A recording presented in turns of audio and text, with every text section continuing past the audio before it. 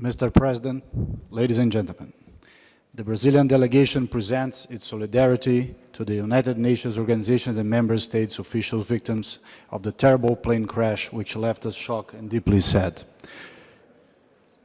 We have only one Earth, where 7.7 billion depend on its resources.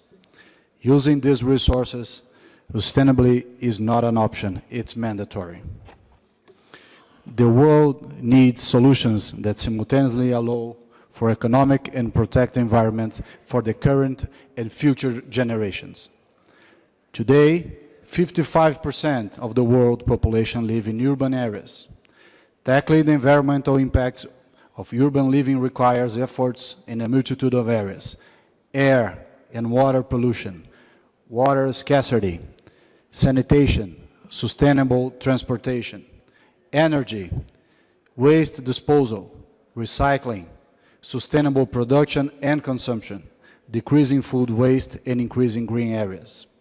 This is my ministry's first priority, along with the oceans as the new frontier for the environmental protection and conservation.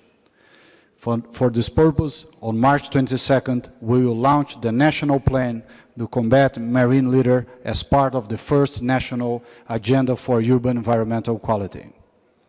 Aiming at improving the life quality in cities, this plan has the personal support and engagement of our President, Mr. Jair Bolsonaro.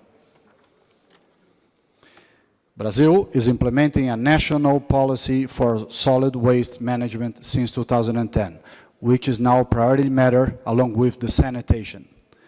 The Brazilian government is particularly honored to receive the GCF, the amount of $96 million for successful reducing greenhouse gas emissions from deforestation, which dropped from the 72% from the last 15 years.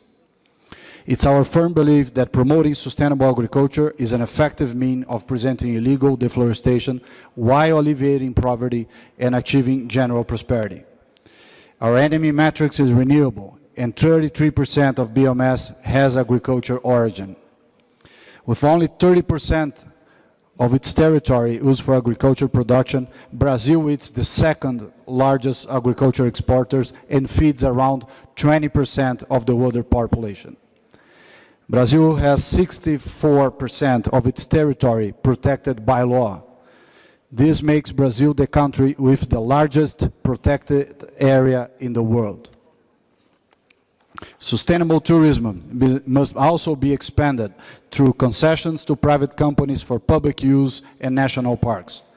The Brazilian agriculture has shown that it's possible to achieve productiveness gains in full compliance with sustainable development commitments.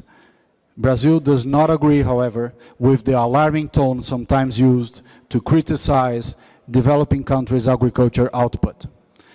Meeting the requirements for a dignified livelihood for current and future generations, it's not an easy task. Sustainable development requires a delicate balance between environmental, social, economic dimensions.